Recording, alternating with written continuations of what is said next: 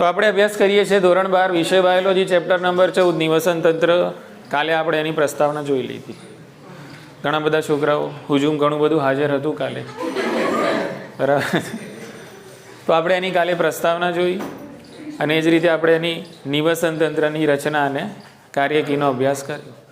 જે લોકો નથી આવેલા એ લોકો વિડીયો જોઈ લેશે, તૈયારી કરી લેશે અને ખ્યાલ આવી જ જશે. હવે આજનો આપણો જે ટોપિક છે, બે ટોપિક આજે ચલાવવાનો આપણો ટાર્ગેટ છે. એક ઉત્પાદકતા છે. ઉત્પાદકતા એટલે કે પ્રોડક્ટિવિટી, બરાબર. ભાઈ ધ્યાન અહીંયા રાખો, ધ્યાન અહીંયા રાખો, વાતો ના કરશો. ઉત્પાદકતા એટલે કે પ્રોડક્ટિવિટી.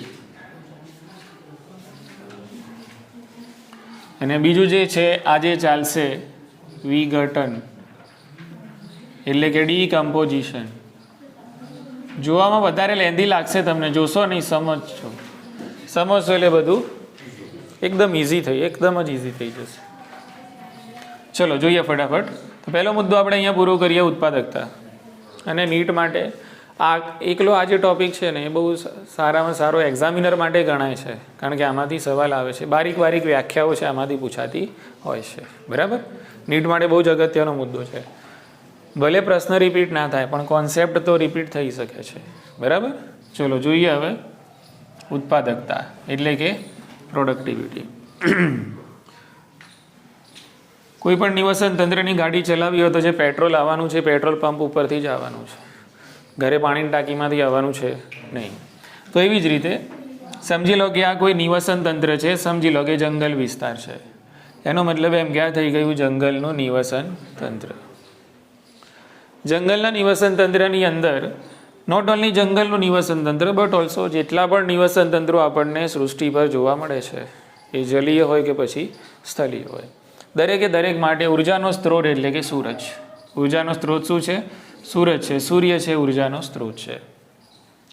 દરેક નિવસન તંત્રની અંદર આપણને જોવા મળવાના ઉત્પાદકો, બોલો હા કે ના? દરેક નિવસન તંત્રમાં હશે ઉત્પાદકો, જેને તમે સામાન્ય રીતે સ્વયંપોષીઓ કહો છો. દરેક નિવસન તંત્રમાં હોય છે સ્વયંપોષીઓ. સ્વયંપોષીઓ એટલે કે જેને આપણે લીલી વનસ્પતિ તરીકે ઓળખીએ છીએ. ઓકે. ઘણીવાર વનસ્પતિની જગ્યાએ પ્રકાશ સંશ્લેષી બેક્ટેરિયા પણ આની અંદર સમાવેશિત થતા હોય છે. ક્લિયર? તો દરેક નિવસન તંત્ર માટે ઉર્જાનો સ્ત્રોત સૂર્ય છે અને દરેક નિવસન તંત્રની અંદર જોવા મળતા સ્વયંપોષીઓ અથવા તો ઉત્પાદકો અથવા તો તમે કહો કે ભાઈ લીલી વનસ્પતિ, સૂર્યમાંથી મળતી જે ઉર્જા છે, ઉર્જાનો ઉપયોગ કરીને બહુ જ જાણીતી પ્રક્રિયા કરે છે, જેને આપણે પ્રકાશ સંશ્લેષણ તરીકે ઓળખીએ છીએ. પ્રકાશ સંશ્લેષણની પ્રક્રિયાથી અહીંયા પેદા થાય છે કાર્બનિક પદાર્થો. બોલો હા કે ના? પ્રકાશ સંશ્લેષણ તમે કરશો એટલે આ સૂર્યની જે ઉર્જા છે, આ જે પ્રકાશ ઉર્જા છે, એ પ્રકાશ ઉર્જાનું કાર્બનિક પદાર્થોના સ્વરૂપમાં રાસાયણિક ઉર્જામાં રૂપાંતરણ થાય છે. ટૂંકમાં ખોરાક બને છે. કાર્બનિક પદાર્થો ખોરાક જ છે ને. ગ્લુકોઝ બન્યો, શું કહેવાય? કાર્બનિક પદાર્થ. ગ્લુકોઝનો સંગ્રહ વનસ્પતિમાં સ્ટાર્ચ સ્વરૂપે થાય, એટલે ટૂંકમાં કાર્બનિક પદાર્થો ભેગા થાય છે અને એના કારણે વનસ્પતિના જૈવ ભારમાં વધારો થાય છે. વનસ્પતિના જૈવ ભારમાં વધારો થાય છે, બરાબર. તો આ જે આખું સેટિંગ થયું, બરાબર, અને અહીંયા જે જૈવ ભાર પેદા થયો એને કહેવાય પ્રાથમિક ઉત્પાદકતા. શું કહેવાય આને? હા, આને આપણે કહીશું પ્રાથમિક ઉત્પાદકતા. પ્રાથમિક ઉત્પાદકતા, પ્રાઇમરી પ્રોડક્ટિવિટી. આખું નામ નહીં લખું, મગજમાં ટાઈપ કરી લેજો. પ્રાઇમરી પ્રોડક્ટિવિટી એટલે કે પ્રાથમિક ઉત્પાદકતા. આટલી ખબર પડી ગઈ. ફરીથી એની વ્યાખ્યા આપી દઈએ, ફટાફટ મુદ્દો પૂરો થાય. કે ભાઈ કોઈ એક ચોક્કસ સમય છે, ભાઈ એ ચોક્કસ સમય તમે અઠવાડિયું લઈ લો, મહિનો લઈ લો, 1 વર્ષ લઈ લો, 10 વર્ષ લઈ લો, ચોક્કસ સમય. કેવો? હા, કોઈ ચોક્કસ સમયની અંદર જોવા મળતી એકમ ક્ષેત્રફળમાં જોવા મળતી વનસ્પતિઓ એટલે કે કોણ? ઉત્પાદકો. કોઈ ચોક્કસ સમય છે અને કોઈ ચોક્કસ શું છે? એકમ છે. કોઈ ચોક્કસ ક્ષેત્રફળ છે, બરાબર. એમાં જોવા મળતી વનસ્પતિઓ એટલે કે કોણ? ઉત્પાદકો એટલે કે સ્વયંપોષીઓ દ્વારા સૂર્ય ઉર્જાનો ઉપયોગ કરીને કાર્બનિક પદાર્થોનું જે પ્રકાશ સંશ્લેષણ કરીને નિર્માણ થાય છે અથવા તો જે જૈવ ભારનું ઉત્પાદન થાય છે એને કહેવાય પ્રાથમિક ઉત્પાદકતા. બોલો ખ્યાલ આવી ગયો? એટલે સમજી લો કે 1 વર્ષની વાત કરીએ તો 1 વર્ષમાં આ એકમ એટલે કે આ જંગલ વિસ્તારમાં આ બધી વનસ્પતિએ ભેગો થઈને પ્રકાશ સંશ્લેષણની પ્રક્રિયાથી કેટલા કાર્બનિક પદાર્થનો જથ્થો પેદા કર્યો, કેટલો જૈવ ભાર પેદા કર્યો, એને કહેવાય પ્રાથમિક ઉત્પાદકતા. મુદ્દો સેટ. અને આ જે જૈવ ભાર પેદા કરવાની જે માત્રા છે એને ઉત્પાદકતા કહે છે. વનસ્પતિ દ્વારા જૈવ ભાર પેદા કરવાની જે માત્રા છે, પેદા કરવાની માત્રાને શું કહીશું આપણે? ઉત્પાદકતા તરીકે ઓળખવામાં આવે છે. ઇઝી. ઓવરઓલ બધું સરખું છે. આમ તો તમે પ્રાથમિક ઉત્પાદકતા કહો કે એમને એમ શું કહી દો? ઉત્પાદકતા કહી દો. મતલબ સરખા જેવું છે, પણ અલગથી આપેલું છે એટલે મેં તમને અલગથી સમજાવ્યું. પ્રાથમિક ઉત્પાદકતા ખબર પડી ગઈ. પ્રકાશ સંશ્લેષણ થાય. મારી જોડે સમજી લો કે આટલા વિસ્તારમાં 5-6 વનસ્પતિઓ છે. 1 અઠવાડિયાનો સમય આપું છું. કેટલો? તો અઠવાડિયામાં આ 4-5 વનસ્પતિ સૂર્યનો ઉપયોગ કરીને બધી ટોટલ વાત કરી. એક વનસ્પતિની વાત નથી, આટલા એકમમાં જેટલી પણ વનસ્પતિ છે બધી આવી ગઈ. 1 અઠવાડિયામાં પ્રકાશ સંશ્લેષણથી કેટલો ખોરાક ઉત્પન્ન કરે છે, કેટલો જૈવ ભાર પેદા કરે છે, એને કહેવાય પ્રાથમિક ઉત્પાદકતા. અને આ જૈવ ભાર પેદા કરવાની માત્રાને ઉત્પાદકતા કહે છે. ઉતરી ગઈ મગજમાં વાત? સમજાય છે અલ્ફાસ? આને એકમ આપી દઈએ. ઉત્પાદકતા જૈવ ભાર પેદા થાય છે. તો ભાર પેદા થાય તો તમે એને વજન તરીકે નિર્દેશિત કરી શકો છો કે ભાઈ આટલું વજન પેદા થયું, અથવા તો એને તમે ઉર્જા તરીકે પણ નિર્દેશિત કરી શકો છો. તમને એકમ આપેલા છે. વજનમાં તમને આપેલું છે g/2. ઉર્જામાં તમને આપેલું છે કિલો કેલરી પર મીટર સ્ક્વેર, એટલે અથવા તો m/2. બોલો ખ્યાલ આવી ગયો? તો આ એકમ આપેલા છે એટલે તમે એને વજનના સંદર્ભમાં પણ નિર્દેશિત કરી શકો છો. કોને? પ્રાથમિક ઉત્પાદકતાને. અથવા તો ઉર્જાના સંદર્ભમાં પણ તમે એને નિર્દેશિત કરી શકો છો. બરાબર? g/2 અથવા તો kilo calorie m/2. Easy? Okay. હવે આપણે વાત કરીએ કે માની લો કે મારી જોડે એક તળાવનું નિવસન તંત્ર છે. અહીંયા તળાવનું નિવસન તંત્ર છે. અહીંયા એક મોટો મહાસાગરનું નિવસન તંત્ર છે. એની સાઈડમાં અહીંયા મારી જોડે આખું એક જંગલ છે. જંગલનું નિવસન તંત્ર છે. દરેકની ઉત્પાદકતા સરખી હશે? આ કે ના? સરખી હશે બધાની ઉત્પાદકતા? બધાની જૈવ ભાર પેદા કરવાની શક્તિ સરખી હશે? ના, નથી હોતી. ખ્યાલ આવી ગયો ને? જંગલ તો એમાં તો ઘણા બધા વૃક્ષો છે, તો ઓબ્વિયસ જંગલની ઉત્પાદકતા વધારે હશે. તળાવની ઉત્પાદકતા સૌથી ઓછી હશે. દરિયાની ઉત્પાદકતા વધારે હશે. ઇઝી છે કે નહીં? ડિપેન્ડ કરે છે એમ. ઉત્પાદકતા કોની વધારે છે? ડિપેન્ડ કરે છે કોના ઉપર? કે ભાઈ ત્યાં કયા પ્રકારની વનસ્પતિ છે. વનસ્પતિ છે કેટલી સંખ્યામાં આવેલી છે, એ જે તે સ્થાન છે ત્યાં પ્રકાશ કેટલા પ્રમાણમાં પહોંચે છે. બોલો ખ્યાલ આવી ગયું કે નહીં? એટલે ત્યાં કયા પ્રકારના સજીવો વસવાટ કરે છે, ત્યાં કેટલા પ્રમાણમાં પ્રકાશ પહોંચે છે, જમીનમાંથી પ્રકાશ સંશ્લેષણ માટે પાણી મળે છે કે નહીં, આ બધા જ ફેક્ટર આધાર રાખે છે. એટલે દરેક નિવસન તંત્રની ઉત્પાદકતાની આપણે તુલના કરી શકીએ છીએ. તુલના ક્યારે થાય? ઉપર નીચે આગળ પાછળ હોય તો જ તુલના થાય ને. સરખાની તુલના થાય? ના થાય. ખ્યાલ આવી ગયો ને? એટલે મુદ્દો આ એક મગજમાં ઉતારી લો. દરેક નિવસન તંત્રની તુલના કરવા માટે આપણે આ ઉત્પાદકતાનો ઉપયોગ કરીએ છીએ. અને દરેક નિવસન તંત્રની ઉત્પાદકતા સરખી હોતી નથી. ક્લિયર ને? અને જો તમારે દરેક નિવસન તંત્રની ઉત્પાદકતાની તુલના કરવી હોય તો આ જે એકમ છે એની અંદર હજુ તમારે ઉમેરી દેવાનું યર ઇનવર્સ. શું ઉમેરવાનું? અહીંયા પણ ઉમેરવાનું યર ઇનવર્સ. એટલે પર યર થઈ ગયું. શું થઈ ગયું? પર યર. કે ભાઈ આ એક વર્ષમાં તળાવના નિવસન તંત્રએ કેટલી ઉત્પાદકતા પેદા કરી, આ એક વર્ષમાં દરિયાએ કેટલી ઉત્પાદકતા પેદા કરી, જંગલે કેટલી ઉત્પાદકતા પેદા કરી. બરાબર કે? તો આપણે દરેક નિવસન તંત્રની હાલાકી ઉત્પાદકતા અલગ અલગ હોય છે, એટલા માટે આપણે એની તુલના કરવા માટે આ પ્રકારના એકમોનો પણ ઉપયોગ કરી શકીએ છીએ, જેના કારણે તમે નિવસન તંત્રની એકબીજાની ઉત્પાદકતા સાથે તુલના કરી શકો છો કે કોણ કેટલો જૈવ ભાર પેદા કરે છે. ઇઝી? ઓકે. હવે આ જે ઉત્પાદકતા છે એને 2 ભાગમાં વહેંચી શકાય છે. ઉત્પાદકતાને કેટલા ભાગમાં વહેંચાય? 2 ભાગમાં વહેંચી શકાય છે. એકને જીપીપી કહેવાય છે, બીજાને એનપીપી કહેવાય છે. એક ઉત્પાદકતા એટલે કે જીપીપી, બીજી છે એનપીપી. જીપીપી એટલે gross primary productivity. Primary productivity આ તો એ જ રહેવાનું છે. ગ્રોસ પ્રાઇમરી પ્રોડક્ટિવિટી એટલે કે કુલ પ્રાથમિક ઉત્પાદકતા. કુલ પ્રાથમિક ઉત્પાદકતા એટલે કે જીપીપી. અને નેટ એટલે વાસ્તવિક પ્રાથમિક ઉત્પાદકતા. વાસ્તવિક પ્રાથમિક ઉત્પાદકતા. બોલો ઉતરી ગઈ મગજમાં વાત? આ છે કુલ પ્રાથમિક ઉત્પાદકતા, આ છે વાસ્તવિક પ્રાથમિક ઉત્પાદકતા. ક્લિયર ને? અંગ્રેજીમાં નામ ફક્ત નામ પણ પૂછાય છે. Gross primary productivity, net primary productivity. આટલી ખબર પડી ગઈ. ચલો હવે જીપીપી કોને કહેવાય? કુલ પ્રાથમિક ઉત્પાદકતા શું છે? એટલે આજે અસલમાં આજે પ્રાથમિક ઉત્પાદકતા છે ને, કે જે પ્રકાશ સંશ્લેષણ દરમિયાન વનસ્પતિમાં ટોટલ જૈવભાર જે પેદા થયો કુલ, એને શું કહેવાય? કુલ પ્રાથમિક ઉત્પાદકતા. સમજી લો કે મારી સેલેરીનું કોઈ સ્ટેટમેન્ટ મારા હાથમાં છે. હવે એમાં કેટલું હોય છે કે ભાઈ આટલો પગાર આમાં ગયો, આટલો કપાઈ ગયો, આટલો પણ હેન્ડ કેશ અમુક જ આવે કે ભાઈ 10-15% પગાર છે અલગ અલગ ફંડમાં જતો રહે, બરાબર ને? અને હાથ ઉપર હેન્ડ કેશ નેટ અમુક જ આવે. પણ આમ ટોટલ પગાર કરો, જે કપાઈ ગયા એ અને જે બીજો વધ્યો એ ગ્રોસ થાય. એ શું થાય? ટોટલ સેલેરી, બરાબર? ઓકે, તો એ અહીંયા શું છે? કુલ પ્રાથમિક ઉત્પાદકતા છે. પણ વનસ્પતિ શું કરે છે? મોટા ભાગની ઉર્જા પોતાના શ્વસનમાં વાપરે છે. શામાં વાપરે છે? ઓક્સિડેશનની પ્રક્રિયાઓ થાય ને, તો એના માટે શાની જરૂર પડે? ઉર્જાની જરૂર પડે. તો મોટા ભાગની ઉર્જા કોની? જીપીપીની. કુલ પ્રાથમિક પ્રાઇમરી પ્રોડક્ટિવિટી અરે કે પ્રાથમિક ઉત્પાદકતા છે, એમાંથી વનસ્પતિ મોટા ભાગે શ્વસનમાં પોતાની ઉર્જા છે એને યુઝ કરે છે. અને એના પછી જે ઉર્જા વધી એને કહેવાય એનપીપી.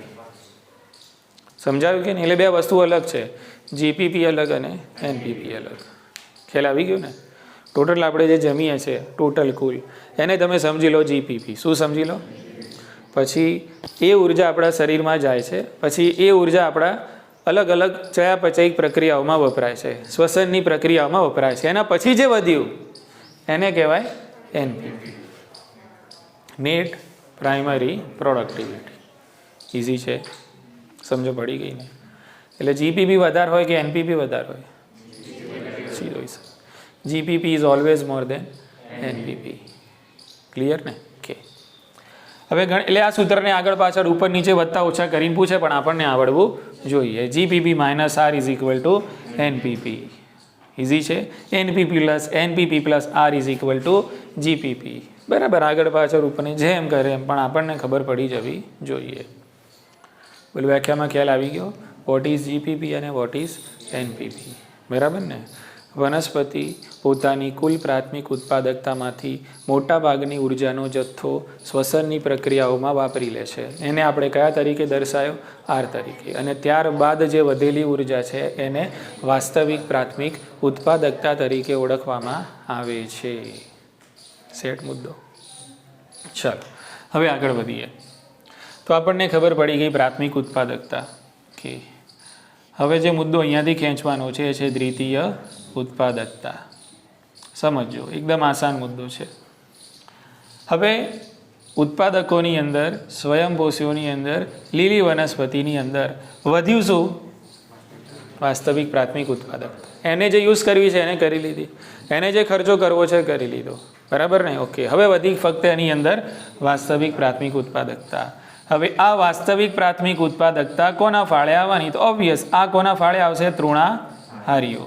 એટલે તૃણાહારીઓને આમાંથી શું લેવાનું? તો આમાંથી એનપીપી લઈ શકે. તૃણાહારીઓ વનસ્પતિનું ભક્ષણ કરે એટલે એમાંથી વનસ્પતિના ભાગમાં શું આવે? અરે, તૃણાહારી પ્રાણીઓના ભાગમાં શું આવે? એનપીપી આવે કે જીપીપી આવે? એનપીપી આવે. તો આ ખાસ યાદ રાખવાનું. બોલો, ખ્યાલ આવી ગયો? કે એટલે વનસ્પતિના અરે કે તૃણાહારીઓના ભાગમાં શું આવશે? હવે વાસ્તવિક પ્રાથમિક ઉત્પાદકતા આવશે. એ જ રીતે સમજી લો કે આ વનસ્પતિ જે છે એ મરી જાય છે, એટલે કે મૃત થાય છે વનસ્પતિ. એટલે ઓબ્વિયસ એના ઉપર અસર કરવાના વી ઘટકો કોણ અસર કરશે? એટલે કે તૃણાહારીઓના ભાગમાં પણ એનપીપી આવે, વી ઘટકોના ભાગમાં પણ એનપીપી આવે. ક્લિયર ને? એટલે એનપીપી શું છે? તો એનપીપી અસલમાં તૃણાહારી અને વી ઘટકોના હિસ્સામાં આવતી વનસ્પતિમાં રહેલી નેટ એટલે કે વાસ્તવિક પ્રાથમિક ઉત્પાદકતા છે. ઇઝી છે ને. હવે આપણે આગળ વધીએ. હવે માની લો કે આ તૃણાહારીઓએ એનપીપી આમાંથી લીધી, વી ઘટકોએ આમાંથી એનપીપી લીધી, બરાબર. ત્યારબાદ સમજો હા, હવે એ ઉર્જાનો ઉપયોગ કરીને આ તૃણાહારીઓ અથવા તો આ જે વી ઘટકો છે એ પોતાના શરીરમાં હવે કાર્બનિક પદાર્થોનું નિર્માણ કરે છે. એ ઉર્જાનો ઉપયોગ કરીને એ પોતાના શરીરમાં શું કરે છે? કાર્બનિક પદાર્થોનું નિર્માણ કરે છે. તો આ કાર્બનિક પદાર્થોનું નિર્માણ જે તૃણાહારીઓના શરીરમાં એનપીપી યુઝ કરીને થાય છે અને આ કાર્બનિક પદાર્થોના નિર્માણના દરને હવે અહીંયા કહીશું આપણે દ્વિતીય ઉત્પાદકતા. શું કહેવાય આને? દ્વિતીય ઉત્પાદકતા એટલે કે સેકન્ડરી પ્રોડક્ટિવિટી. SP 125. ચલો સમજી ગયા કે ના સમજ્યા? દ્વિતીય ઉત્પાદકતા ઇઝી છે. સમજી લો કે આપણે વનસ્પતિ ખાઈએ છીએ, એ ઉર્જા આપણા શરીરમાં ગઈ. એ ઉર્જાનો ઉપયોગ કરીને આપણા શરીરમાં બીજા શું પેદા થયા? કાર્બનિક પદાર્થો, બરાબર. આપણા શરીરમાં પણ એનો ઉપયોગ કરીને કંઈ નવો જૈવભાર પેદા થયો ને, તો એ જૈવભારના દરને શું કહેવાય? દ્વિતીય ઉત્પાદકતા. સેટ થાય છે મુદ્દો? આ જ રીતે તૃતીય ઉત્પાદકતાની પણ તમે વ્યાખ્યા આપી હોય તો આપી શકો. હાલાકી આમાં આપેલી નથી, પણ તમારે આપી હોય તો આપી શકો છો. સમજી લો કે આ તૃણાહારીને ખાય છે કોણ? માંસાહારી, બરાબર ને? ઓકે. તો એ માંસાહારી આમાંથી જે ઉર્જા લેશે એ ઉર્જાનો ઉપયોગ કરીને માંસાહારી પોતાના શરીરમાં શું પેદા કરશે? બીજા નવા કાર્બનિક પદાર્થો, બીજો નવો જૈવભાર. તો એને તમે કહી શકો છો તૃતીય ઉત્પાદકતા. So on. સમજાયું હા કે ના? પણ અહીંયા આપણે બે મુદ્દા યાદ રાખવાના છે કે વોટ ઇઝ પ્રાથમિક ઉત્પાદક, પ્રાઇમરી પ્રોડક્ટિવિટી શું છે ટોટલ, બરાબર. અને પછી એમાં વધેલી શ્વસનમાં વપરાઈ ગયા પછી જે એનપીપી હોય એ આ લોકોના ભાગમાં આવશે. અને આ ઉર્જાનો ઉપયોગ કરીને એ ભાગમાં આવી એને દ્વિતીય ઉત્પાદકતા ના કહેવાય. સમજો ધ્યાનથી.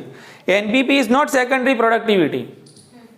વાસ્તવિક પ્રાથમિક ઉત્પાદકતા એ જ દ્વિતીય ઉત્પાદકતા નથી. ખ્યાલ આવી ગયો ને?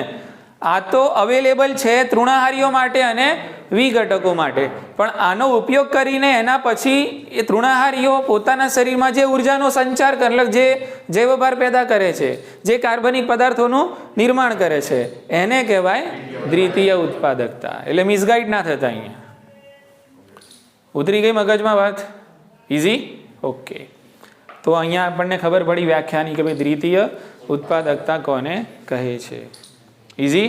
ચાલો હવે અહીંયા મુદ્દો ફટાફટ પૂરો કરી દઈએ. આપણે હમણાં જોયું કે ભાઈ દરેક નિવસન તંત્રની ઉત્પાદકતા છે સરખી હોતી નથી. દરેક નિવસન તંત્રની અંદર વનસ્પતિઓ પણ કેવા અલગ અલગ પ્રકારની હોય છે. દરેક નિવસન તંત્રની અંદર એવું નહીં કે ભાઈ ઉર્જા પ્રવેશ દરેક જગ્યાએ સરખો જ થાય.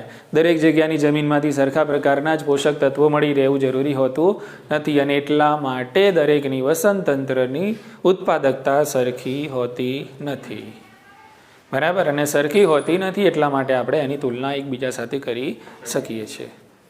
આટલો મુદ્દો મગજમાં ઉતર્યો ભાઈ? દરેક નિવસન તંત્રની જીપીપી સરખી હોય નહીં. કેમ ના હોય? કારણ ખબર પડી ગઈ ને, બરાબર ને? ઓકે. કે ભાઈ વનસ્પતિનું કયા પ્રકારની વનસ્પતિ છે એ બી ડિપેન્ડ કરે. હવે નાના નાના છોડવાઓ, ઇલ્લક મિલ્લક છોડવાઓ હોય તો એ તો કેટલો જૈવભાર પેદા કરે. મોટા મોટા વૃક્ષો તો જંગલના બહુ જ બધો જૈવભાર પેદા કરી શકે છે. એટલે કયા પ્રકારની વનસ્પતિ છે એના ઉપર પણ ડિપેન્ડ કરે છે. જે તે જગ્યાએ પાણીનું અને ખનિજ ક્ષારોનું અને પોષક તત્વોનું પ્રમાણ કેટલું છે કે જે પ્રકાશ સંશ્લેષણ માટે ઉપયોગી છે એ પણ એના ઉપર ડિપેન્ડ કરે છે. કેટલીક જગ્યાએ સૂર્યપ્રકાશ પૂરતા પ્રમાણમાં મળતો ન પણ હોય, ઓછો પણ મળતો હોય તો ઓબ્વિયસ ત્યાં ઉત્પાદકતા કેવી થાય? ઓછી થાય. અને એટલા માટે દરેક નિવસન તંત્રમાં ઉત્પાદકતા સરખી હોતી નથી. મગજમાં ઉતર્યો મુદ્દો? ઓકે. તો આને એક સરસ મજાનું ઉદાહરણ આપીને સમજાવેલું છે. દાખલા તરીકે આપણે આખી જીવાવરણની વાત કરીએ. હોલ બાયોસ્ફિયર, બધા નિવસન તંત્રો આમાં આવી ગયા. Whole biosphere. જુઓ આ શું છે? જૈવાવરણ. શું છે આ? જૈવાવરણ. જૈવાવરણ એટલે આપણે કાલે સમજ્યા એક ખોખું છે, આ જૈવાવરણ છે. આમાં બધા નિવસન તંત્રો નાખીએ છીએ. જંગલ, મહાસાગર, દરિયો, તળાવ, બધું જ, બરાબર. હોલ. તો આ એક શું થઈ ગયું? આખું આપણું જૈવાવરણ. એટલે બધા નિવસન તંત્રોનું કુલ ટોટલ એટલે કે જૈવાવરણ. હવે આ જૈવાવરણમાં આપણે વાર્ષિક જોવા જઈએ, એન્યુઅલ, બરાબર. તો એવું અંદાજિત એવું આંકવામાં આવે છે કે જૈવાવરણની વાર્ષિક એનપીપી, સમજો, જૈવાવરણની વાર્ષિક શું? વાસ્તવિક પ્રાથમિક ઉત્પાદકતા, એના શુષ્ક વજનને આપણે સંદર્ભમાં લઈએ છીએ 170 બિલિયન ટન છે. કેટલી છે? આટલી વાર્ષિક અંદાજિત માપવામાં આવે છે. આંકડો યાદ રાખજો. અને અહીંયા એનપીપી કીધું છે, અરે એનપીપી કીધું છે, જીપીપી નથી કીધું. બરાબર ને? સમગ્ર જૈવાવરણની વાર્ષિક એન્યુઅલ શું? વાસ્તવિક પ્રાથમિક ઉત્પાદકતા પર યર જો તમે અંદાજિત આપણે આંકીએ તો કેટલી મળે છે? 170 બિલિયન ટન. બરાબર ને? ઓકે. હવે સમગ્ર જીવાવરણની આપણે વાત કરીએ અને આપણે બાલ મંદિરથી ભણતા આવ્યા છીએ કે પૃથ્વીમાં 3 ભાગનું પાણી છે, 1 ભાગની જમીન છે, એટલે કે 30 થી 25% જમીન વિસ્તાર છે અને 70%, એટલે ટૂંકમાં 70 થી 75% જલજ નિવસન તંત્રો છે અને 25 થી 30% સ્થલજ નિવસન તંત્રો છે. તો આ 170 બિલિયન ટન જે વાસ્તવિક પ્રાથમિક ઉત્પાદકતા પેદા થાય છે એમાં મોટા ભાગનો ફાળો ટકાવારી જોઈને આમ કોનો હોવો જોઈએ? જલજનો હોવો જોઈએ. બોલો હા કે ના? કારણ કે એ પૃથ્વી પર 70% છે અને જમીન કેટલી છે? 25 થી 30% છે. એટલે 170 બિલિયન ટનમાં વધારે ભાગનો ફાળો આનો હોવો જોઈએ. બરાબર ને? પણ ફક્ત 55 બિલિયન ટન, કેટલા બિલિયન ટન? હા, ફક્ત 55 બિલિયન ટન એનપીપી આ 70% જલજ નિવસન તંત્રમાંથી આના ફાળે જાય છે. એટલે 170 - 55 કરો, કેટલો જવાબ મળશે? 115. એટલે 115 બિલિયન ટન કોનાથી મળે છે? સ્થળજથી મળે છે. હાલાકી આનું ક્ષેત્રફળ ઓછું છે. કેમ? કારણ કે અહીંયા વનસ્પતિનો સમૂહ વધારે છે, અહીંયા પ્રકાશ વધારે પ્રમાણમાં મળે છે. આંકડા પ્રમાણે તો એવું હોવું જોઈએ ને કે સ્થળજ 70, જલજ કેવું છે? 70% છે. તો આની એનપીપી કેવી હોવી જોઈએ? એટલે આ કુલ એનપીપી ની અંદર મોટા ભાગનો ફાળો કોનો હોવો જોઈએ? બરાબર. સમજી લો કે 170 માંથી આ 70% છે તો 130 થી 40 બિલિયન ટન તો ફક્ત કોનું હોવું જોઈએ? પણ અસલમાં આંકડો એવું કહે છે કે આમાંથી તો ફક્ત તમને કેટલી મળે છે? એનપીપી 55 બિલિયન ટન મળે છે. એટલે 115 બિલિયન ટન કોનાથી થાય છે? હા, સ્થલજ નિવસન તંત્રથી થતી હોય છે. તો મુદ્દો આ હતો. ઉતરી ગઈ મગજમાં વાત? બરાબર. ઓકે. તો અહીંયા તમારો મુદ્દો પૂરો થયો, જેનું નામ હતું ઉત્પાદકતા. ક્લિયર ને? ચલો હવે આપણે ફટાફટ શરૂ કરીએ, જેનું નામ છે વિઘટન એટલે કે ડીકમ્પોઝિશન. ધ્યાન રાખો, એકદમ સરળ છે, સીધું મગજમાં ઉતરશે ટાઈપ. આમાં કોઈ ડાઉટ કહો? આમાં કોઈ ડાઉટ કોઈને? ચલો વધી આગળ. હવે શું કહેવાશે? આને વિઘટન કહેવાશે. ઓકે. તો વિઘટનમાં આપણે જોવા છીએ, વિઘટન ઓબ્વિયસ છે. વિઘટન એટલે કે સમજી લો કે કંઈક મોટું છે એના ટુકડા કરો, બરાબર, જટિલ છે અને સરળ પદાર્થોમાં રૂપાંતરણ કરો, દેટ ઇઝ કોલ્ડ વિઘટન. એને શું કહેવાય છે? વિઘટન. ડીકમ્પોઝિશન તરીકે એને ઓળખવામાં આવે છે. ઇઝી? ઓકે. હવે આપણે, તમે આ બાલ મંદિરથી ભણતા હશે કે કારણ આપો કે અળસિયા ખેડૂત મિત્ર છે. હા કે ના? હા, જ્યારે અળસિયા દેખાયેલા આપણને એવું જ લાગે ખેડૂત મિત્ર છે. ખ્યાલ આવી ગયો? કેમ છે પણ તમને ખબર છે કે ભાઈ અળસિયા ખેડૂત મિત્ર એટલા માટે છે કે ભાઈ જમીનને પોચી ફળદ્રુપ બનાવે. ટૂંકમાં જમીનને પોચી ફળદ્રુપ ખેતી લાયક બનાવે છે. જૈવિક ખાતર બનાવવા હોય તો એમાં પણ તમને શું કામમાં આવે? અળસિયા છે કામમાં આવે છે. બરાબર. ઓકે. બીજું, અળસિયા કઈ પ્રક્રિયા કરે છે? વિઘટનની પ્રક્રિયા કરે છે. એટલે જમીનની અંદર શામાં વધારો કરે છે? પોષક દ્રવ્યોના પ્રમાણમાં વધારો કરે છે. જમીનને છિદ્રાળુ બનાવે છે, એટલે એના માટે શ્વસન માટે જમીન કેવી બને? યોગ્ય બને છે. તો આ ઓવરઓલ કારણોના કારણે અળસિયા ખેડૂતના મિત્રો છે એવું આપણે ઓળખીએ છીએ. ઇઝી ને? ઓકે. અળસિયાનો અહીંયા આપણે ઉલ્લેખ એટલા માટે કર્યો કારણ કે એ અળસિયા આપણને આ પ્રક્રિયામાં કામમાં આવવાના છે. બરાબર. એટલે આપણે આ પ્રક્રિયામાં એમને યુઝ કર્યા છે. ચલો, વિઘટન એટલે શું તો મેં તમને હમણાં જ સમજાવ્યું. સમજી લો કે મારી જોડે કાર્બનિક પદાર્થોનો મોટો જથ્થો છે. શું છે મારી જોડે? કાર્બનિક પદાર્થોનો મોટો જથ્થો છે. મોટા મોટા કાર્બનિક પદાર્થોના કણો છે. હવે આ જ કાર્બનિક પદાર્થોના કણોને, આ જે મોટો જથ્થો છે એને હું કન્વર્ટ કરું છું પાણીમાં, એને હું કન્વર્ટ કરું છું કાર્બન ડાયોક્સાઇડમાં, એને હું કન્વર્ટ કરું છું નાના નાના અને સરળ અકાર્બનિક ક્ષારો એટલે કે પદાર્થોમાં કન્વર્ટ કરું છું. બસ આને વિઘટન કહેવાય દોસ્તો. શું કહેવાય આને? સિમ્પલ વ્યાખ્યા પહેલાં સમજ્યા કે વિઘટન કોને કહેવાય. ઇઝી છે ને. જટિલ કોણ છે? કાર્બનિક પદાર્થો. કાર્બનિક પદાર્થોને તમે ટુકડા કરો, નાના નાના કણોમાં વિભાજિત કરો. નાના નાના કણોમાં વિભાજિત કરીને પછી તમે એના ઉપર એવી વિઘટન કરો કે એ બધાનું રૂપાંતરણ પાણી છે, કાર્બન ડાયોક્સાઇડ છે અને વિવિધ પ્રકારના અકાર્બનિક ક્ષારોમાં થઈ જાય. ક્લિયર ને? અને ફરીથી પાછું અકાર્બનિક ક્ષારોનું પણ વિઘટન થઈ શકે છે. બસ આ પ્રક્રિયાને આખો સેટ જે બન્યો, બરાબર, આને કહેવાય છે વિઘટન, ડીકમ્પોઝિશન. ક્લિયર? કે વિઘટન કોણ કરે છે? તો વિઘટકો કરે ને ભાઈ, સીધો હિસાબ છે. વિઘટન કોણ કરે? વિઘટકો કરે. ઇઝી છે. વિઘટકો કોણ છે? તો પહેલા નંબરમાં તો ખબર પડી ગઈ, કોણ?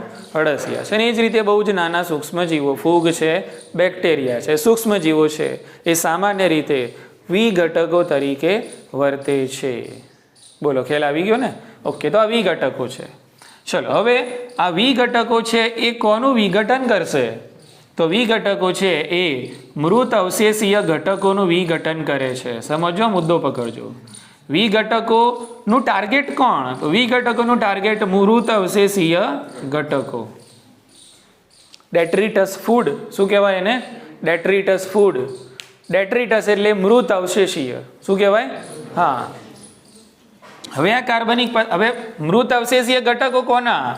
તો મૃત અવશેષીય ઘટકો છે વનસ્પતિ અને પ્રાણીઓના. કોના છે ભાઈ? હા, વનસ્પતિ અને પ્રાણીઓના. વનસ્પતિ મૃત પામે છે એટલે ઓબ્વિયસ આપણા હાથમાં આવશે એની પુષ્પ છે, એની છાલ છે, બરાબર. ઓકે. અને એ જ ટૂંકમાં કોવાયેલા પર્ણો છે, આ બધું આપણા ભાગમાં આવશે. એટલે એ બધું થયું મૃત અવશેષીય ઘટકો કોના? વનસ્પતિના. ખ્યાલ આવી ગયો ને? પર્ણો છે, પુષ્પો છે, બરાબર છે. એ જ રીતે એની છાલ છે, એ બધું વનસ્પતિનું શું કહેવાય? મૃત અવશેષીય ઘટકો. એની પેશીઓને બધું ટૂંકમાં વનસ્પતિ મૃત થઈ ગયા પછી જે હાથમાં તમારા, એ બધું કહેવાય મૃત અવશેષીય ઘટક. હા, કેટલુંક મૃત જે છે એ કેટલુંક બીજા પ્રાણીઓ દ્વારા પણ ખવાઈ જતું હોય છે. ક્લિયર ને? ઓકે, ચલો પ્રાણીઓની આપણે વાત કરીએ. કે તો પ્રાણીઓના જે મૃત અવશેષીય ઘટકો એટલે કે પ્રાણીઓની જે અંદર રહેલી પેશીઓ છે અને બીજું એમનું જે મળમૂત્ર છે, બરાબર. ઓકે, તો આ બધું થશે ભેગું થઈને આને કહેવાય મૃત અવશેષીય ઘટકો. એટલે અહીંયા આપણે સમજાય કે મૃત અવશેષીય ઘટકો કોણ? મુદ્દો આ બન્યો. મૃત અવશેષીય ઘટકો કોણ? તો વનસ્પતિને પ્રાણીઓ જે મૃત પામે છે, તો વનસ્પતિમાં જે ઝાડ પાન છે, પુષ્પ છે, પર્ણો જે કોહવાયેલા, બરાબર, એ બધા વનસ્પતિના કહેવાય મૃત અવશેષીય ઘટકો. અને પ્રાણીઓની અંદર એમની જે પેશીઓ અને મળમૂત્ર જે બધું છે એ એમનું કહેવાશે મૃત અવશેષીય ઘટકો. એટલે આ એક રો મટીરિયલ થયું. શું થયું? આ રો મટીરિયલ થયું, કાચો માલ કહેવાય. શું કહેવાય? આ કાચો માલ, બરાબર છે, રો મટીરિયલ.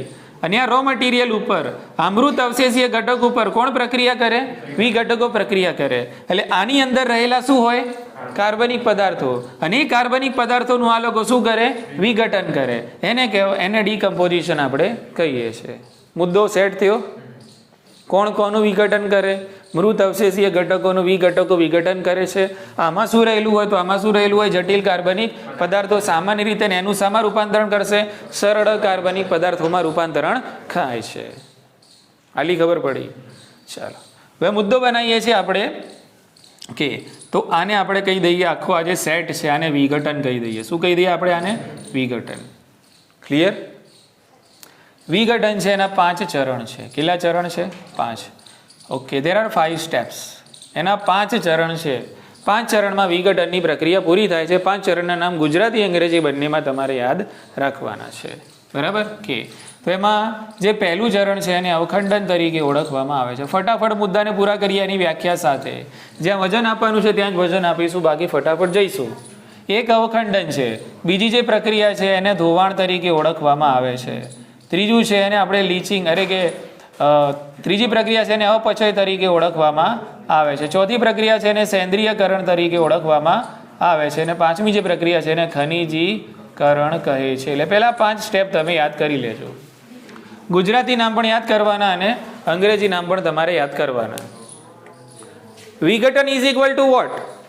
ડીકમ્પોઝિશન બરાબર શું? તો ડીકમ્પોઝિશન બરાબર અવખંડન વત્તા ધોવાણ વત્તા અપચય વત્તા સેન્દ્રિયકરણ વત્તા ખનિજીકરણ ઇઝ ઇક્વલ ટુ વિઘટન. અને એવું પણ નહીં માનવાનું કે આ બધી પ્રક્રિયાઓ વારાફરતી 1 by 1, બરાબર, ઓકે, એ રીતે નથી થતી, સાયમલ્ટેનિયસલી થાય છે. કેવી થાય છે? એક જ સમયે થતી હોય છે. એવું નહીં કે ભાઈ અવખંડન પૂરું થયું પછી મારો વારો ધોવાણ, ધોવાણ પૂરું થયું પછી અપચયનો વારો, એવું થતું નથી.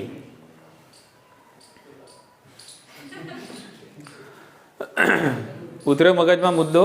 એટલે વિઘટન એટલે શું થાય? આ 5 પ્રક્રિયાનો સરવાળો. ઉપરોક્ત બધી જ પ્રક્રિયાઓ એવું ના સમજતા કે અલગ અલગ સમય અને ક્રમમાં થાય છે, એક જ સમયે થતી આપણને જોવા મળે છે. આ બધી જ પ્રક્રિયાનો સમાવેશ વિઘટનમાં કરવામાં આવતો હોય છે. અવખંડન ફ્રેગમેન્ટેશન કહેવાશે, આને લીચિંગ કહેવાશે. એટલે ધોવાણ ઓછું પણ લીચિંગ શબ્દ વધારે વપરાઈને પ્રશ્ન પૂછાય છે, એટલે યાદ રાખજો. અહીંયા હું લખતો નથી, તમે મગજમાં સીધું યાદ રાખો. અવખંડન એટલે ફ્રેગમેન્ટેશન, ટુકડા કરવા. ધોવાણ એટલે લીચિંગ, એ તમને પછી સમજાવવું. પછી અપચય તો આપણે સમજીએ છીએ, તૂટવું એટલે શું કહેવાય?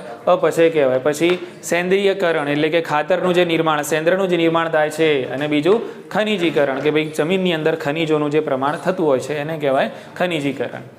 સેન્દ્રિયકરણ એટલે હ્યુમિફિકેશન, અપચય એટલે કે કેટાબોલિઝમ, અને ખનિજીકરણ એટલે કે મિનરલાઇઝેશન. મિનરલ એટલે ખનિજો, મિનરલાઇઝેશન એટલે કે ખનિજીકરણ. ઇઝી છે?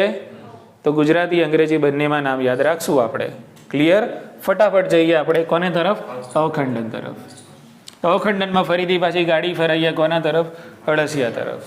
બરાબર. તો સામાન્ય રીતે જે અવખંડનની પ્રક્રિયા છે એ અળસિયા અને એના જેવા બીજા ભાઈબંધો, એના મિત્રો જે છે એના દ્વારા અવખંડનની પ્રક્રિયા થાય છે, જેના થકી મોટા મોટા જે કણો છે એનું નાના કણોની અંદર અવખંડન થતું હોય છે. That's all. અવખંડનની વ્યાખ્યા થઈ ગઈ પૂરી.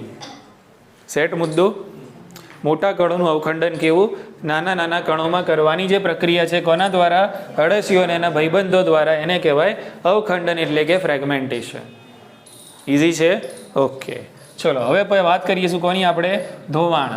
તો નામ પૂછાય છે એટલે અહીંયા મને લખવાની ઈચ્છા થઈ લીચિંગ. અંગ્રેજીમાં નહીં લખું કારણ કે સ્પેલિંગ મિસ્ટેક થાય છે. બરાબર છે? શું છે? લીચિંગ. સેફ. લીચિંગ એટલે શું સમજી લો કે આ ચાનો કપ છે. હવે આપણે અત્યારે હાલ જાણીએ કે ભાઈ પ્લાસ્ટિકના ચાના કપની અંદર આપણે ગરમ ગરમ ચા નાખીએ તો પ્લાસ્ટિક આ એટલું ઉતરતા પ્રમાણનું હોય છે કે એમાંથી પ્લાસ્ટિકના કણો છે ગરમીના લીધે ચામાં ખેંચાઈ જાય છે ને ચા આપણે ચૂસકી લઈને પીતા હોઈએ છીએ. અને આ પ્લાસ્ટિક જે ચામાં જાય છે અને સૂપ કરીને તમે મજા આવી ગઈ, એટલે પ્લાસ્ટિકના કણો છે અંદર અને એમની પ્રકૃતિ છે કાર્સિનોજેનિક. શું છે? એટલે એની અંદર તાકાત રહેલી છે કેન્સર કરવાની શક્યતાની. એટલે કાગળ ઇસ્તેમાલ કરો તો વધારે સારું. વહેલા જાણે કાગળમાં શું જતું હશે ખબર નથી આપણને, પણ આને લીચિંગ કહેવાય. એમ આજે ખેંચાઈ ગયું ને, આમ ગરમી, ચાની ગરમીના લીધે આજે ખેંચાઈ ગયું ને એને લીચિંગ કહેવાય. શું કહેવાય? એને ઓગળી ગયું, ગરમીના લીધે ઓગળ્યું ને પ્લાસ્ટિક સામે આવ્યું, ચામાં આવ્યું, આને લીચિંગ કહેવાય. ઉતરે છે મગજમાં વાત? ઇઝી? ચલો, તો અહીંયા આપણે એ ચાના કપની વાત નથી કરવાની, પણ મેં તમને સમજાયું કે આને શું કહેવાય છે? લીચિંગ કહેવાય છે. સમજી લો કે આ છે જમીનનું સ્તર. હવે આ જમીનના સ્તર ઉપર અહીંયા છે ઇનઓર્ગેનિક મેટર એટલે કે અકાર્બનિક પદાર્થો. શું છે આ? અકાર્બનિક પદાર્થોને વળી આ પાછા જલ દ્રાવ્ય છે. કેવા છે? હા, તો અહીંયા છે અકાર્બનિક જલ દ્રાવ્ય પદાર્થો એટલે ઓબ્વિયસ પાણીમાં ઓગળવાના. બોલો હા કે ના? પાણીમાં ઓગળશે એટલે પાણી તો નીચે જવાનું ને જમીનના ઊંડા સ્તરોમાં. બરાબર. બસ, તો આને કહેવાય ધોવાણ. અકાર્બનિક પદાર્થો હતા ને, હવે પાણી નાખે તો બધું ધોતા નથી આમ આપણે, બરાબર ને? તો જમીન પર શું છે? સમજો વસ્તુને. અકાર્બનિક પદાર્થો ઉપર હતા ને, પાણીમાં ઓગળી ગયા કારણ કે કેવા છે એ લોકો? પણ પાણી સાથે ક્યાં જવાના? એટલે ધોવાણ થઈ ગયું ને ઉપરથી. લીચિંગ. આને લીચિંગ કહેવાય. શું કહેવાય આને? અને લીચિંગ કહેવાય. ખબર પડી ને? અહીંયા એટલા માટે લખ્યું કે આ કાર્બનિક યાદ રાખવાનું છે તમારે ભાઈ, મજાકમાં ના લેતા. કાર્બનિક નહીં, શું? આ યાદ રાખવાનું છે. બીજું બધું તો ઓકે, તમે લખી શકો, પણ જે મુદ્દો પકડવાનો હતો એ આ છે. ખ્યાલ આવી ગયો ને? ઓકે. એટલે કે ધોવાણ એટલે શું થશે કે ભાઈ અકાર્બનિક જે ઇનઓર્ગેનિક મેટર છે પણ એ કેવી? વોટર સોલ્યુબલ જલ દ્રાવ્ય. બરાબર છે? તો આ અકાર્બનિક જલ દ્રાવ્ય પદાર્થો છે એ પાણીની સાથે જમીનના ઊંડા સ્તરોમાં ઉતરે છે.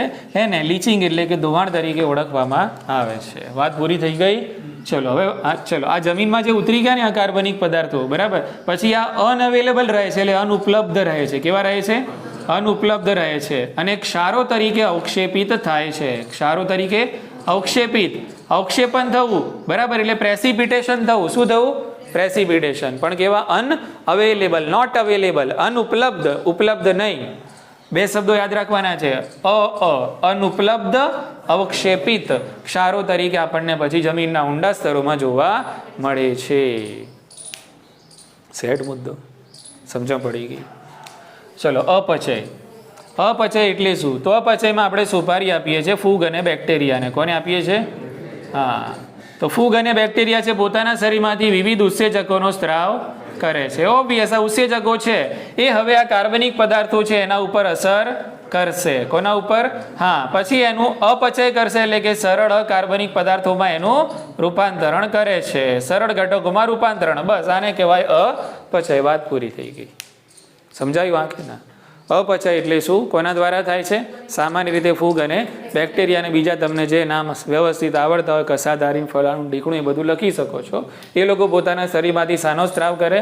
ઉત્સેચકોનો સ્ત્રાવ કરે. ને જે રીતે આપણા શરીરમાં હોય છે ને પાચક ઉત્સેચકો, પાચન તંત્રમાં અલગ અલગ અંગોમાંથી શું આવે? બધા હુમલો કરે આપણે જો ખોરાક કર્યો હોય એના ઉપર, એનું શું કરે? પાચન કરે. બરાબર. સરળ જટિલ પદાર્થોનું સામા? સરળ પદાર્થોમાં સ્ટાર્ચ હોય તો ગ્લુકોઝ, પ્રોટીન હોય તો એમિનો એસિડ, લિપિડ હોય તો ફેટી એસિડ અને ગ્લિસરોલ, ડીએનએ હોય તો પછી એનું ન્યુક્લિયોટાઇડ, નાઇટ્રોજન બેઝ અને ફોસ્ફેટ શર્કરા. સાઈડમાં. ચલો હવે કરો શોષણ. શું કરો? શોષણ. સમજણ પડી? સેટ મુદ્દો થઈ ગયો મગજમાં? આને શું કહેવાય છે? અપચય તરીકે ઓળખવામાં આવે છે. પાછળની લાઈનમાં ખ્યાલ આવે છે? સિરીન. ચલો હવે વારો કોને લઈએ આપણે? ખરેખર ખ્યાલ આવે છે કે નહીં, કે પછી હું એમને જઉં છું? ખ્યાલ આવે છે બધાને? હા. ચલો એના પછી શું છે? સેન્દ્રિયકરણ અને ખનિજીકરણ. કે એટલે આ બંને પ્રક્રિયાઓ જે રીતે આ વિઘટન દરમિયાન થાય છે એ જ રીતે આ બંને પ્રક્રિયાઓ પણ શાના દ્વારા? વિઘટન દરમિયાન થતી હોય છે. અને જ્યારે આ પ્રક્રિયાઓ થાય છે ત્યારે એક ગાઢ રંગનો અસ્ફટિકમય પદાર્થ બને છે. ગાઢ રંગનો કેવો? અસ્ફટિકમય. એટલે અહીંયા યાદ રાખવાનું છે અસ્ફટિકમય. બરાબર ને? ગાઢ રંગનો અસ્ફટિકમય પદાર્થ બને છે. એને સેન્દ્ર તરીકે ઓળખવામાં આવે છે. શું કહીશું આપણે આને? સેન્દ્ર. આટલી ખબર પડી ને? એકદમ ઇઝી છે, ધ્યાન રાખો. વિઘટનની પ્રક્રિયા દરમિયાન શું થતું હોય છે? સેન્દ્રિયકરણ અને ખનિજીકરણ થતું હોય છે. અને આ પ્રક્રિયા દરમિયાન શું બને છે? ગાઢ રંગનો અસ્ફટિકમય પદાર્થોનું નિર્માણ થાય છે, જેને સેન્દ્ર એટલે હ્યુમસ. શું કહેવાય? હ્યુમસ. સેન્દ્ર ખાતર તરીકે એને ઓળખવામાં આવે છે. ખબર પડી? હા કે ના? બરાબર ને? ઓકે.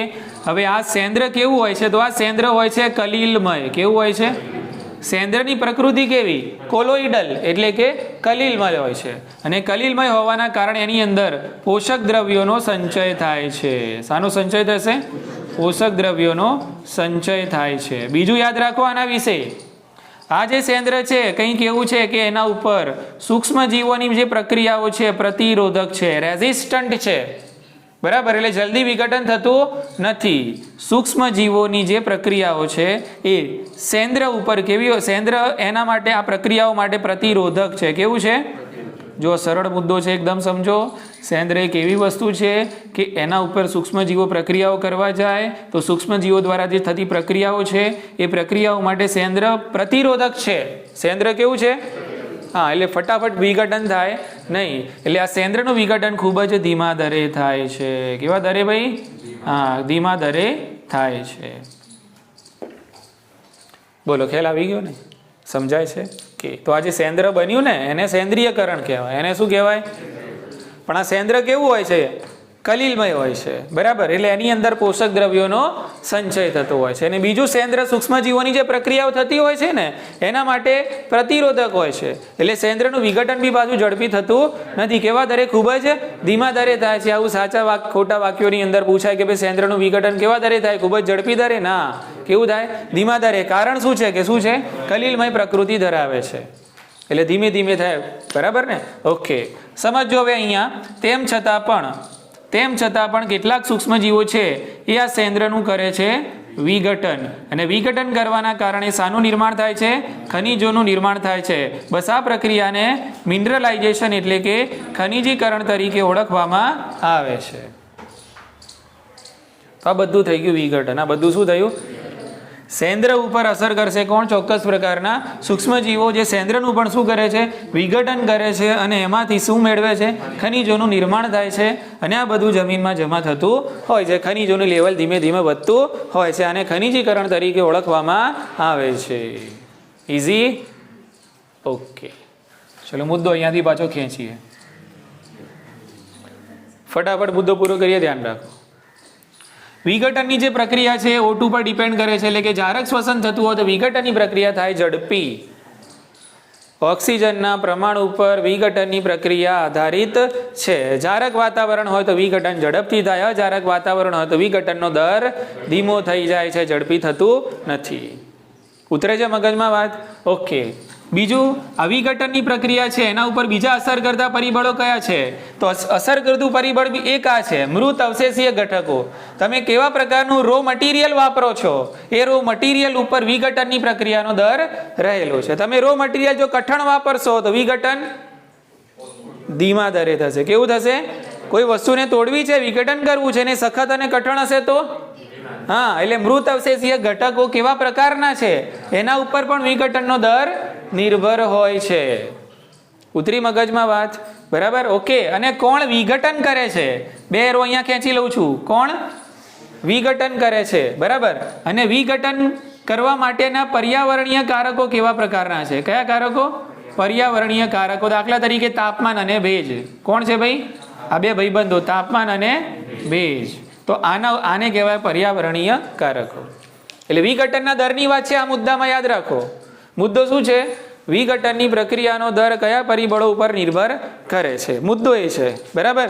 તો એના માટે જવાબદાર છે પર્યાવરણીય કારકો, જેવા કે તાપમાન અને ભેજ. કયા પ્રકારના વિઘટકો છે એ પણ એના ઉપર ડિપેન્ડ કરે છે કે ભાઈ જારક પ્રકારના છે કે અજારક પ્રકારના છે, અને કયા પ્રકારનું રો મટીરિયલ કોનું વિઘટન કરવાનું છે, કયા પ્રકારના મૃત અવશેષીય ઘટકો છે.